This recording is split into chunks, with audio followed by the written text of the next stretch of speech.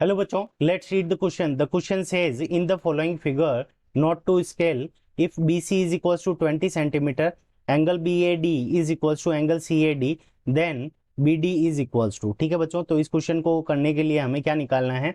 BD की length निकालनी है। अब BD की लेंथ निकालने के लिए हम क्या करेंगे? इस क्वेश्चन के अंदर एक की कॉन्सेप्ट यूज करेंगे, और की कॉन्सेप्ट के अंदर हम क्या करेंगे? एंगुलर बाइसेक्टर की प्रॉपर्टी का यूज करेंगे। एंगुलर बाइसेक्टर एंगुलर बाइसेक्टर की प्रॉपर्टी का यूज करेंगे। अब एंगुलर बाइसेक्टर की प्रॉपर्टी क्या होती है? तो इसका जो प्रॉपर्टी हो जाएगी वो हमारी ये हो जाएगी, angular bisector angular bisector divides angular bisector divides the angular bisector divides the opposite side angular bisector divides the opposite side in the ratio of in the ratio of in the ratio of sides containing the angle sides containing sides containing the angle।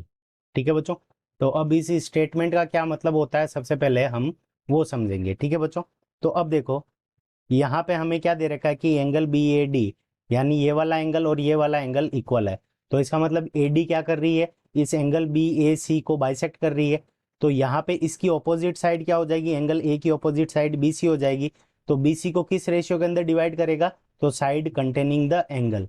तो यहाँ से हमारे पास में जो ratio आ जाएगा वो ये आ जाएगा, BD divided by AB, BD divided by AB is equals to यहाँ पे DC डिवाइडेड बाई AC।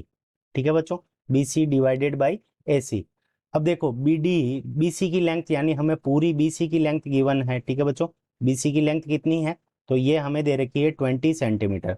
तो यहाँ पे BD इज इक्वल्स टू क्या निकाल सकते हैं? 20 माइनस DC लिख सकते हैं। BD को हम क्या लिख सकते हैं? 20 माइनस DC। तो यहाँ पे हो जाएगा 20 माइनस DC डिवाइडेड बाई, ठीक है, क्योंकि हमें BD की लेंथ निकालनी है तो 20 minus DC divided by AB की लेंथ कितनी है? 12 इज इक्वल्स टू, यहाँ पे DC की लेंथ हमें कितनी गिवन है? तो DC की लेंथ हमें नहीं पता, तो यहाँ पे हम DC की वैल्यू लिख देंगे। और AC की वैल्यू हमें कितनी गिवन है? 18 गिवन है। तो इनको जब हम कैंसिल करेंगे, 6 से कैंसिल कर देंगे तो यहाँ पे 2 आ जाएगा, यहाँ पे 3 आ जाएगा। फिर हम क्या करेंगे? क्रॉस मल्टीप्लाई कर देंगे। तो 20 minus DC multiplied by 3 is equals to 2 multiplied by DC। ठीक है बच्चों, अब इसको 3 से मल्टीप्लाई करेंगे तो ये हो जाएगा 60 minus 3 DC is equals to 2 DC। ठीक है बच्चों, अब 3 DC को इस तरफ लेकर जाएंगे तो ये पॉजिटिव हो जाएगा। तो 60 इज इक्वल्स टू 5 DC। तो यहाँ से हमारे पास में जो DC की वैल्यू आ जाएगी वो 60 डिवाइडेड बाई 5 आ जाएगी। तो 60 के अंदर 5 का डिवाइड लगाएंगे तो यहाँ पे 12 सेंटीमीटर DC की लेंथ आ गई। तो DC 12 सेंटीमीटर आ गई।